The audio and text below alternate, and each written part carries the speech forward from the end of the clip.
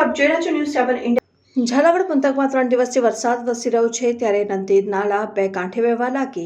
સરા અને ધાંગધ્રા વચ્ચેની કારાપાણાની નદી 2 દિવસથી બે કાંઠે વહેતી રહી છે, જેમાં એક 4 વ્હીલ ગાડી તણાઈ ગઈ છે અને તેવા મેસેજ હતા। એક પિકઅપ ગાડી હતી, જેમાં તંત્ર દ્વારા તાત્કાલિક ધોરણે કામગીરી શરૂ કરાઈ, જેમાં આજરોજ કારાપાણાની નદીમાં પણ પાણીનો ઓવારો ઓછો થયો છે અને એક 4 વ્હીલ ગાડી દેખાઈ આવી છે। 4 વ્હીલ ગાડી 2 દિવસ પહેલાની છે।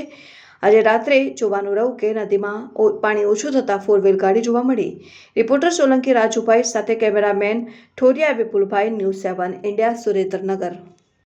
ઝાલાવાડ પંથકમાં 3 દિવસથી